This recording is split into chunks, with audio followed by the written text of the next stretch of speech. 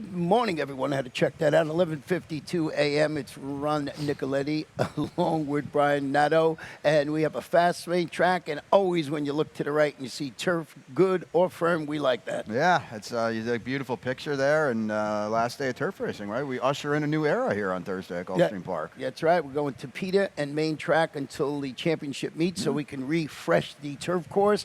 And what a great day of racing yesterday. Yeah, 4 stakes, some great performances, outfoxed again.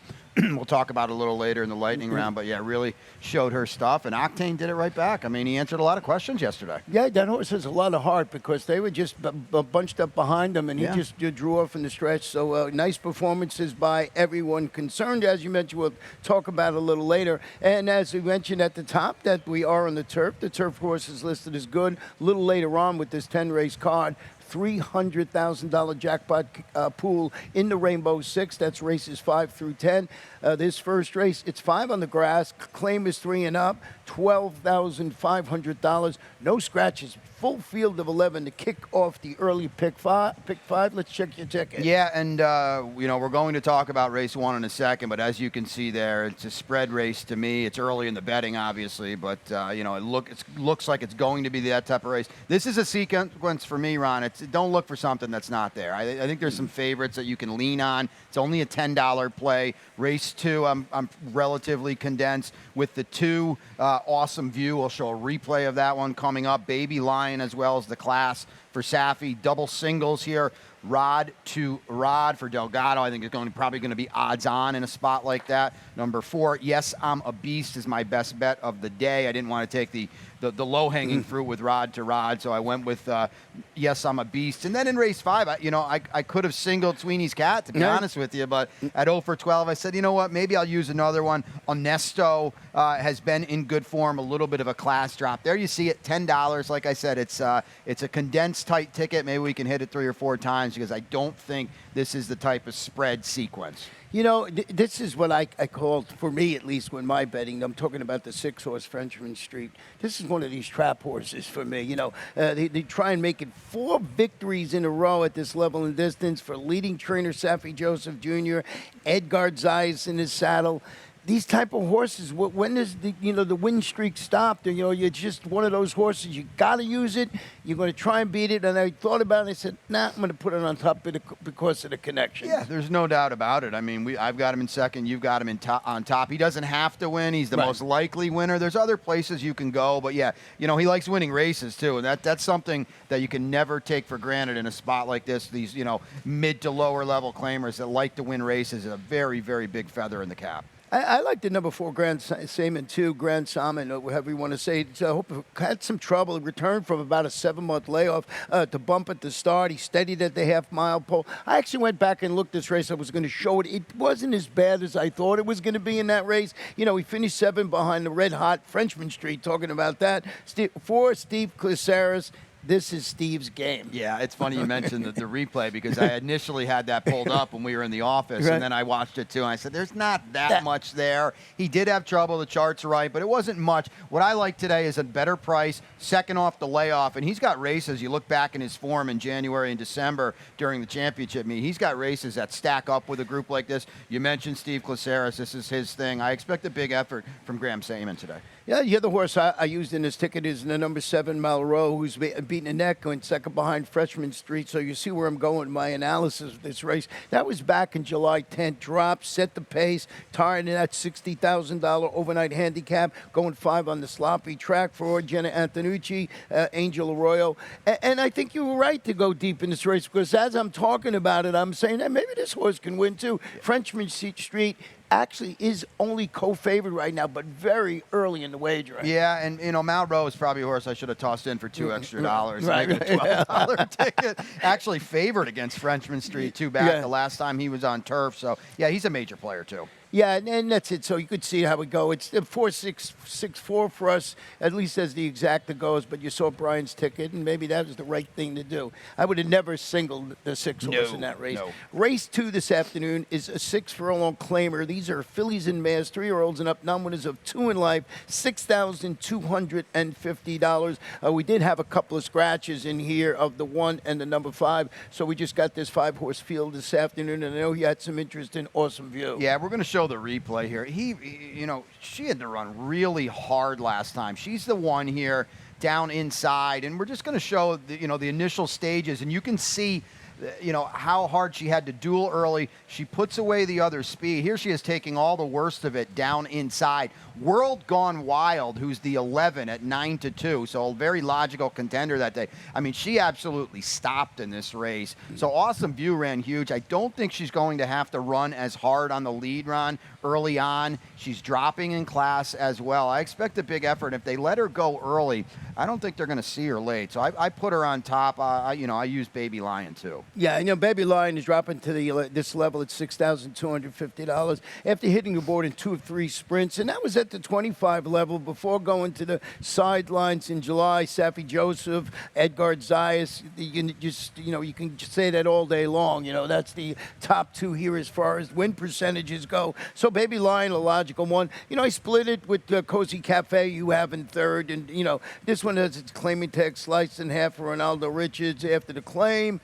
Was third against 12-5 condition claimers, but I think you're right. It's either Baby Lion, maybe Awesome View in this race. All 3 of them are very logical. I'm hoping to get out of here with just the 2. Well, race number 3 this afternoon, 1 mile maiden special weight for 2-year-olds in this race, and I love the 4 rod to rod in the race, and I just thought that this would be the one to beat, and as you said, so take it away. Tell us why you like it. 6-5 on the morning line, and it is going to be a very short favorite here. The debut was very, very strong with a big number. Skippy Longstocking seems to be getting better for Safi, but right now I think rod to rod is too much for this group. Yeah, we're going to show you a stat on Gustavo Delgado, second career start. These are maiden special weight runners on the dirt. You can see he's really good. 6 for 23, 26%, 57% in the money, 338 return of investment. This is over the past 5 years. He doesn't start that many maiden special weight runners, but when they do, they usually run very, very well, first or second start. Yeah, that's a big ROI, 338. That might be what you get on rod to rod because he's going to be a short price. You mentioned Skippy Longstocking, who's stretching out to the mile after rallying to finish second, going 7 furlongs last time out for Safi. Safi about 20%. We talk stats with Staffy; they're all usually good. About 20% with the sprinter Root Angle. J.C. Diaz Jr. top this son of Exaggerate. Oh, we got the same super. Yeah, and this horse might move up. I don't know if I told you this or not. This was the other horse that my Uber driver owned a piece of. I don't know. Did we tell that story on the air? We did tell that story on the air yesterday. And he won. The horse won in a gallop. Yeah, so there you go. So what we're doing tonight, we're all taking Ubers home and try and get some winners today. So, and then the one horse in here, Inkasi, I think it is. It's the son of Medagliadoro, debuting for Mike Maker with a solid work tab showing over the track. Emisial, you always give Mike a second look. Yeah, without a doubt. The Dam won the Grade 3. Beaumont at Keeneland, 3 for 8 with 249 in the bank. So there's a reason to think this horse can run a little bit. That's one of the great stories ever, when your Uber driver owns the horse and he wins.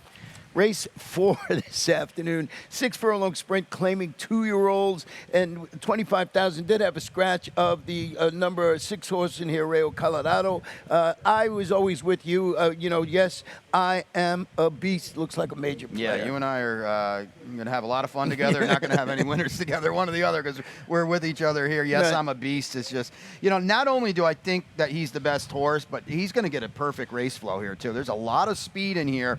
He's the one that can settle. I look at the maiden claiming win 2 back. Delgado claimed him that day, moved him up aggressively in class. It didn't work out last time. Not that he ran poorly. Now he's back with his friends here in for a quarter. I mean, he's going to be really tough in here. Well, let's show you a stat with him doing exactly that, Jorge Delgado. Second after the claim on the dirt. He's 10 for 37. 27%, 65% the money, 303 is the return of investment. That's just over the past couple of years. His bond has really moved up in the last couple of years, and that's why I cut it down to 2 years. The one to beat there. As you said, we're in agreement again here, so I don't know if that's good or bad. The number 5, Adventure Seeker, is stepping up to face winners, responded to the drop down with that sharp 16 maiden victory at the distance for Kathleen Emisial Jaramillo. this horse can run. Yeah, and the other, I like the fact that he's outside, if nothing else, the other Right. speed. That's beneficial too. So I think that could be a very chalky exacta. Yeah, Venezuelan first same, won, beat 16 maidens. It turned out to be a pretty good race. Beat a couple of next out winners in that race. So that's the first 4 races. Pretty formful, at least as we see it, going into the break. And when we come back, we'll have my Rainbow Six ticket.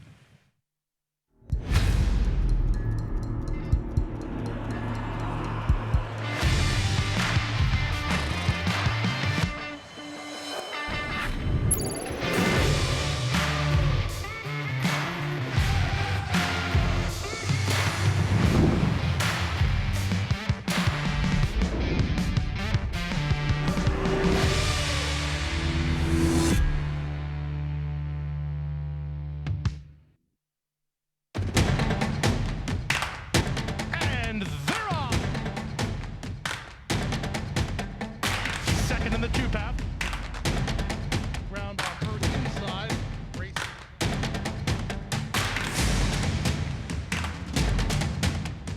And a quarter of a mile to go, and he's 6 on top. Last of the 12 as they roll into the backstretch. Welcome back to Gulfstream today, Ron and Brian. What a really nice afternoon thus far. I mean, just a little afternoon. We got the fast main track. Good turf course. We bumped up the Rainbow Six guarantee pool to $300,000. I got a $48.60 ticket today and got a single. Got lots of coverage through the different legs. And, maybe Sweeney's Cat, you could have went only too deep in here, but I went with Sette Stelle and Onesto. And race number 6, coverage again with Lazaretto, Bono, and Quick Step Ed. Continue that in race number 7 with the 1, 2, and 6. Vitemi, I think is how you say it, is the one to beat in there. Let's go to race 9. That's where I singled today, and that is Frufruzan, who's really impressive behind stablemate Cosmore in her debut. That was Kathleen O'Connell. Actually broke its maiden by 8.5 lengths, and actually finished in a dead heat with the number 4 horse near Laura Moore, who was scratched. So I'm going to take the shot with that horse. I was impressed with Cosmore, and this one coming back and sort of, made me believe that when she came back and broke maiden for 40,000 for 8.5 lengths. And in the last race, I lost 2 of my 3 horses in there. So I got Thing of Beauty, Rosa Star, and Short Circuit in my ticket, 48.60. So if I could get the 5 in, I got maybe a shot today. It's like you and I, we didn't do this card together last night, but we are very similar in a lot of our opinions today. Yeah, like I say, you always think it's going to be a formful day, and that's not the case a lot of the time. And, we talked about Sweeney's Cat, and I think you have a video you want to show. Yeah, we're going to show this, and, you just can't be in a worse post position when you're going 7.5 on the turf. He's outside, the 12 horse. It's not like there's a dreadful trip or anything, but you're just going to see the horse can't save any ground into the first turn, is going to get hung out wide, and, was only beaten a length last time, and you just kind of look at it here and you do the math, and, probably easily could have won this race. And now today goes from the outside to the inside. We get to save all the ground under Luca Panici, and I just think that's probably going to be the decisive key that finally gets this one over the top. The interesting thing about this race, we haven't had a 9-furlong race in a long time. At least it seems that way on the turf. So this one's going to stretch out to the 9 for the first time, breaking from a rail, as you alluded to, for Larry Bates. This horse has been right there at the wire in each race. Yeah, and you would think the added ground is going to help. Like I said, save all the ground down inside, a little extra distance. The Son of Kitten's Joy, is going to have a big chance here to finally break through. Lucky 13, maybe. Yeah, maybe Lucky 13 is the charm. And you got the 2 Sette Stelle in here, too. We're going to watch, the Sweeney's Cat just running very well, makes this nice move, on the turn. And, it's all about the trip on the turf. And if you're breaking for, outside 7.5, like you said, you got to carve out that trip. And to be beaten only a length, that's pretty good. Yeah, I mean, that's just a dreadful post. And like you said, beaten just a length, kept it on coming late. And I think today is fun. We saw it yesterday with a horse that, many chances to break through. Finally did it. I think Sweeney's Cat today is the day. Number 2, Sette Stelle, is stretching out an additional half furlong today after rallying to finish fourth, was beaten a half length against 12-5 maidens, going a mile in the 16 for Juan C. Avila. And this one has Hector Berrios returning on the son of Munnings. And, Munnings, it means it could run all day. I don't know if the other 16 is going to help this. How much the other 16 is going to help this horse today? Yeah, another horse that had a bad post last time. Not as bad as Sweeney's Cat, going 7.5, but, mile and 16th is not great to be outside either. He's inside. The distance, you would think he keeps on running on late, so you would think 9 furlongs is going to help him a little bit too. And what about the 7 Ernesto? I know they used the 1 and 7 on your early pick 5 ticket. Drop it to the 16 level today. Yeah, that's it. That's the key, Ron. Dropping a little bit. I think that might be the angle here. 0 for 10, so the losses are adding up, but he hasn't shown yet that he doesn't hate winning, and he should be there on this class drop too. He ran relatively well for a quarter last time, in for 16 today. Maybe that signals the breakthrough. Yeah, and Kozan, certainly, the sire, they can certainly handle 9 furlongs. But interesting to have a 9 furlong race, and as you mentioned at the top of the show, we're not going to have turf racing for a while, so we're going to end it with a flair with a 9 furlong race to kick off the Rainbow Six with, like I said, $300,000 in the pool. Let's go to race number 6, 5.5 furlong sprint. Claimers, 3 and up, non-winners of 2 in life, $6,250. This kicks off the late pick 5 of the day. And boy, we are in agreement today. We both have the number 5 Lazaretto. So one of us could have did the show today. Turning back to 5.5 furlong, stalk the pace, tired to finish 7. Now, we don't see each other's selections at all. We don't handicap like in the same room. It sure looks that way. Finish 7, that was facing similar, going to 1 turn mile. But Gilberto Zerpa, sharp with the route to a sprint. Looks like the logical one with Edgard in the saddle. Yeah, we talked about a lot of things last night, but today's card was not one of them, right? Sure. And here we are again. But yeah, Lazaretto looks like the one in here. Ran relatively well last time with facing winners, only beaten less than 5 lengths. You get Edgard Zayas, you get Zerpa, potent connections, and I think off that last race is going to be very, very tough in a race where, especially with Quick Step Ed, who we'll talk about in a second, the big race in the slop last time, I think the proven form of Lazaretto is going to be too much. Yeah, the number 8, we'll talk about Quick Step Ed after we talk about the 8, because we have the same exact try here. 2 for 2 in the money at the distance, turns back this afternoon after making that middle move. He actually got the lead in that race before weakening at the 8 pole. The finish 3rd, going 6 in the slop. Maybe the 5.5, maybe the fast track today. Like the work that Leonel Reyes rides for owner-trainer Dan Pita. I just thought that this, like you did, was a logical contender. Yeah, absolutely. Outside attack post here should be perfect for this one's running style. Can press early, hope to kick on late. Would be no surprise. And the number 1, Quick Step Ed, is dropping to this level today after taking the overland route last time. We were finishing 4th against those conditioned claimers. A fruitful 3rd start back from the layoff. Maybe today is the day. Yeah, the drop is significant, no doubt about it. And I did run in the slop last time with the big figure, so you wonder if maybe on a fast main track today, if he regresses a little bit, but this drop is definitely going to put him right in the mix. That is race number 6 this afternoon. Let's go to race number 7, and this one is a 1-mile starter optional claimer for fillies and mares. 3-year-olds and up started for $8,000 or less, or the optional tag of $16,000. Not a lot of scratches in the latter part of the card, or the middle of the card, I should say, this afternoon. And hey, we're different. I'm going to let you go with the number 1, Between Dreams. Yeah, I like this rise in class that Delgado gives this one. Was okay second, a distant second off the claim last time, went in for 35, and now rises this one up in class. So it's a confident move in this starter optional claimer. 5 for 8 at Gulfstream Park. Is very, very key too.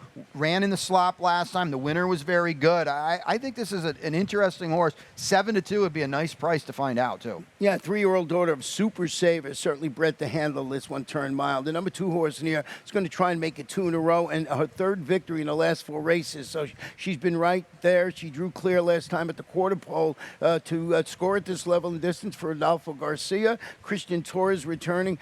Really consistent 6-year-old mare. So you got the 3-year-old is the one. Then you got this consistent mare that is a hard-knocking campaigner. Yeah, you said it. The consistency here. You look at her form. Those last 3 dirt races have been really sharp. 5 for 14 on the main track at Gulfstream Park. She can make her own trip, be on or just off the pace, depending on how it shakes out. I think Vatiemi is going to be very, very tough in here. The number 6, let's be honest, is stepping it up just a notch and turning back, after turning on, I should say, the afterburners in that race. And that race drew clear to defeat the 12-fight state-bred claimers, won that thing by over 7 lengths. Enrique Torres, Lionel Reyes in the saddle. Yeah, she runs that race back. She's going to lap this field. I don't really know where it came from.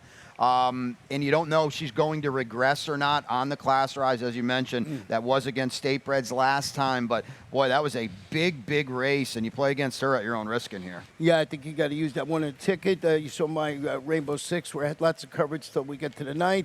And this is 8th race today. Is on the grass. It's a mile, maiden special weight, 3-year-olds and upward. And I went with the number 1 horse. No, I did go with the. I thought I went with the 1 horse in here, Daisy's Doc. Yeah, I think you did. I went with the 2. Oh, you Yeah, went there with we the go. 2. Well, let's go with your 2. I think you got a ticket. Yeah, on it. we got a replay to take a look at here, and she's going to be the 2 in this race as well. And you see her down inside, and she's kind of running up in here, and she kind of falls back and loses, key position on the backstretch here. And here you see it now. Not really checking, but there's just nowhere to go, and she kind of has to drop back, waiting for a seam that was really never there, and gives up key, first run to several of these. Now she's got to thread her way through. And I thought she ran on pretty nicely. And, again, Ron, we've talked about this in the past. This $25,000 claimer here. She's rising in class, too. But these aren't horses that can afford to make 2-3 moves, like a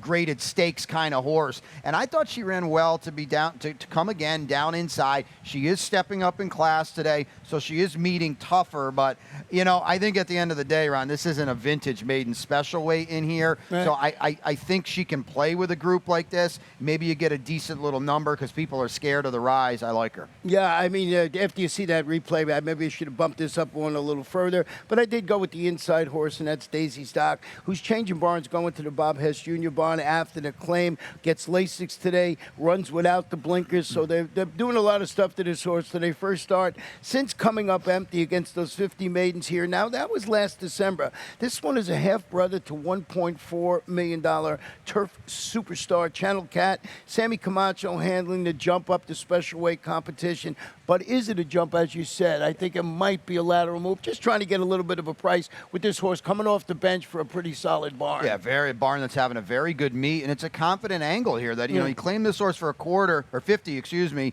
back in December. I'm certainly, the plan wasn't to wait until late September to run him, but the fact that he's back in today and not in for a tag is a very strong move. Lasix goes on, as you mentioned, it's going to save all the ground, and, as we both said now, this isn't a field of tigers in this maiden special weight. Wouldn't shock me at all if Daisy Stock fires in here. What about the number 8 horse, who I did not use on my ticket? You got highly rated. That's a Sigrun Fest Boy. Yeah, you mentioned that the Steve Dwoskin barn is having a very, very good summer. I mean, 20%, and now Lasix goes on. Can this horse handle turf? I don't really know. By Malibu Moon out of an arch mare, so there's some grass pedigree in there. But I like the Lasix. I like this move here. And again, it's not going to have to improve that much off that fifth last time to have a chance in here. I went with the number 6, Toretto in second, who's making hits for a start since stalking the pace and finishing third. The horse that he finished third behind was the next out winner, won the actually Grade 3 Kittens Joy Stakes.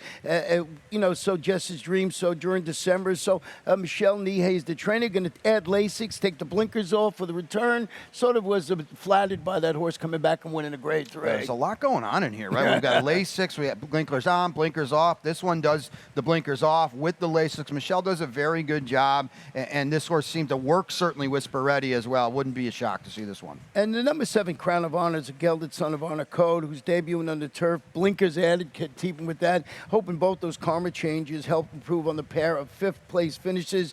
It was against Special Weight Company on the dirt. Edwin Gonzalez rides for Ken Sweezy. Are they trying the turf to see this, wake this one up, or do they think the horse might progress? Hasn't run bad on the dirt. Now, it's got a 301 Tomlinson, too, so that plays here. And then comes out of two very key races, Right. too. So, Kent does a very, very good job up at Monmouth, here at Gulfstream. He's had a good summer in both places. So, yeah, crown of honor. Adds contention to what's a very tough race. Yeah, and it's just the best betting race on the card as far as I'm concerned this afternoon. So look, a bunch of different ways you can go. Race 9 this afternoon is 6 furlongs allowance optional claimers, state breds, fillies and mares, 3-year-olds and up. The optional tag is $12,500. And the number 5, Kid Tappet is scratch. Just interesting about Kid Tappet, that's a half to tap it.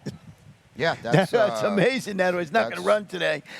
Let's start it off with your horse in here, and that's the number 6, La Chica Lateral. I like saying That's that. impressive, yeah. I was going to call her the 6 horse. I like that. Just seems to be in good form, lightly raced, improving, has run well for Safi in 2 starts off the claim, a big win, 2 back, faced, dropped into the state breds last time and ran very, very well. I think this one from close range, I don't think she's going to be that far back as she was last time. She got run off her feet a little bit in a very, very fast pace. I would think she's a little closer today. I hope she's a little closer today. I don't want to lose contact like she did last time. Yeah, I think she has a big, big chance in here. Well, if you remember my Rainbow Six, this is where I single with your the single? 5. Yeah, Fru's on. Second behind, I just thought, it keyed off that race. She was second behind her stable, Cosmore. I thought that was a really good race. One of those races you sort of check and say, got to see who else comes out of this race. She steps up. She faced winners today. She drew clear, as I mentioned, and she was, just incredible. She drew off to win it. Now it was a dead heat with the horse that scratched in this race, but it just proved to me that race I was keying off was a pretty solid affair.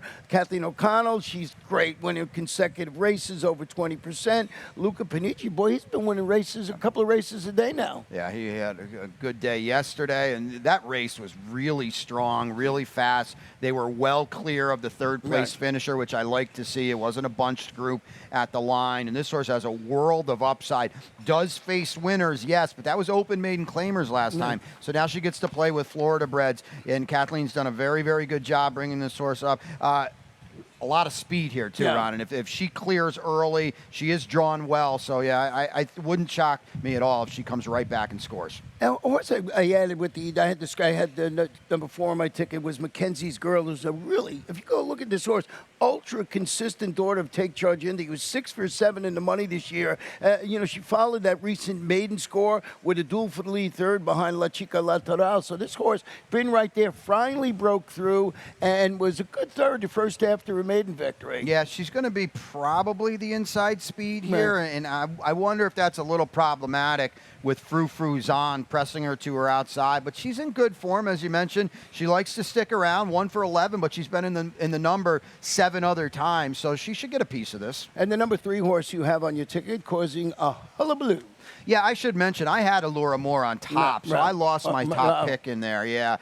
Causing hula baloo. All right. Causing a hullabaloo. Yeah, there we go. Facing winners, but she's the one in here that can settle early, and if the pace gets really hot, and we've kind of alluded to that it could get hot up front, she's going to be passing horses in the lane. Trying dirt today, didn't fire in her only dirt start. It was on debut, though, so I think maybe she's just a better horse now. Edwin Gonzalez in the saddle. He's a strong finisher, so a good selection there. That is race number 9. We're going to wrap the day up here, race number 10, with our final turf race until the championship meet, and it's going to be 1 mile on the turf. These are claimers, fillies 3 or fillies and mares 4 and up, non-winners of 2 in life, and I lost 9 and 10, the 3 and 9 in here, I believe, in my selections. Okay. So I bumped up the number 7, A Thing of Beauty, that we both have on top, making our local return for Mr. Todd Pletcher after a couple of inconsistent performances up north in which he was a set the pace and fade, 8th behind really a hard-knocking horse that we know from down here, Una Luna, that was up at Monmouth, and then faded to 10th and last against those lifetime claimers up at the Spa. So hasn't shown much. No. And, I had the other horse on top, but I bumped this one up. I think it can run well. I did have her on top, and I'm just forgiving the last race because, A, it was, again, so much tougher than she's going to meet here. B, it was in a real bog. I mean, I was up in Saratoga this summer, and that was a very yielding turf course. that day on closing day. So, they ran it on the turf. And she pressed and dueled early. I mean, 47 and 4 half mile on a yielding turf Right. course is a lot to ask. So I'm going to forgive that effort. You look at the allowance race. You mentioned Una Luna. I think this is a seismic class drop for a thing of beauty, and I've got her on top in here. Yeah, she's really lightly raced, 3-year-old daughter of Bernardini, so she has all her races in front of her. She cuts back to the mile. Rosa Star is turning back to the mile today, and this one followed. She was disqualified, actually, from a victory at this level and distance. 2 starts back, comes back, prompts the winner last time out, and finishes second. And that horse, Sunshine City, comes back and win. Now, that was going a mile in the 16th or 8.5 furlongs. So this one cutting back, and, it was flattered by finishing second to a next out winner. And let's see if the mile helps. 1 for 44, 13 seconds and 9/3. So there's no shock Ron and I didn't put her on top, right? She's not going to be on top, but No. she's consistent. She and is. then we got tries and supers Yep. in here. And I think it might have been the morning line favorite in here, so I didn't see that happening myself. But you never know. We had a horse, as you said yesterday, you got lots of tries come back. Yep. And when they come back, also we tell you all the time, all of a sudden they start running well for a couple of races. It's the most amazing thing. And she has been in very, very good form. And like you said, she did win 2 back. She got disqualified, but she did win 2 back. And she's been very, very consistent of late. Yes, she doesn't like winning races. Very, very consistent, as Ronnie mentioned. Tries, supers, exactas. She's going to be part of it. And what about the 2 short circuit, also cutting back to the mile, solid return in which she finished that 4th in that race we were just talking about. That was a very key race, and she's down inside. She can save some ground. I like these inside posts going a mile on the turf. Lightly raced, too, for Barboza. And Barboza and Camacho, it's a small sample, but 27% together, Sammy Camacho and Victor Barboza. Yeah, so that is the 10-race card this afternoon. We're back on the turf, and now we're going to hit the rewind button and check out all our stakes races from yesterday in our lightning round. And we're going to kick it off. The stakes race of the day was race 4. It was the Hollywood Beach. And, boy, this turned to be a great finish in this race. Yeah, and the filly got it done again now, 3-time winner, right? And there's a blanket on the line here, and it's like, Pete's line, who do you like here? It kind of came to fruition late, but she gutted it out. Very, very impressive. And, it was a good race, a step up in class, a stakes winner now. Yeah, and, we didn't know how she was going to handle the turf, or no one really did. Even the owner, the trainer, Ronnie Spatz, said, well, it's guesswork. She proved it. So now he's got a triple threat. He's got a horse with a lot of versatility. And the second race was the Wildcat Air, and this one too, Pro Quality. This is a pretty game horse. I backed off this horse a little bit, but this horse was game to win it. Yeah, and the favorites didn't really fire in this one, but this was a big step-up effort, and a horse ran very, very well and showed up. And, he's a horse that on his day can win this race, and he proved it yesterday, found his best form again. And this was a good race yesterday, Ron. To win that stakes race was a big effort. Yeah, $125,000 stake. Now, the horse has been right there at the wire in all its races, finally broke through with that stakes win. We're just going to show you this race once again, which seems like Outfox. We could show you the same race each time. This has been so impressive. He was outstanding, winning the $400,000 My Dear Girl division of the Florida Sire Stakes. So just so impressive. 2 incredible races here over this track. Yeah, and Bill Mott wasn't here yesterday, and if he was, I would have asked him, what are you thinking now? I mean, is Open Company next? Do they look at the Breeders' Cup? I mean, she's been awesome. Yes, it's, Florida breds that she's just outclassing, but she has been really impressive, Ron, and it'll be exciting to see her again this winter, hopefully, that here at Gulfstream Park, and probably running some stakes races with Open Company, because that's the type of filly she looks like. Yeah, and Bill Mott, talking about Bill Mott, you had a fantastic last winter here at Gulfstream Park. We'll definitely be seeing this horse. And maybe the Breeders' Cup, who knows? I asked that to Carlos David about Octane, and of course he didn't answer that. We're going to show that race now. I mean, Arundel is the boss of that operation. But this horse was game. They're not big in stature, but really game. Yeah, he gutted it out. He showed his class, his toughness, his grit yesterday. We were maybe a little leery of him going this far. And, boy, Carlos has got a lot of options for this horse over the winter, because I don't necessarily think this is his best trip at the end of the day, so he can cut him back. He showed now he can get 2 turns. I think it's going to be a fun winter for Octane, and see where he shows up next. Yeah, and congratulations to connections of all the winners and owners of the Forest Stakes on yesterday's card, made for fantastic day of racing. That's how we see all the early action. We're going to turn it over to our buddy Pete Aiello. He'll give you all the scratches, changes, and we'll be back here throughout the afternoon. And they're off. Second in the two path. Ground off first inside. Race.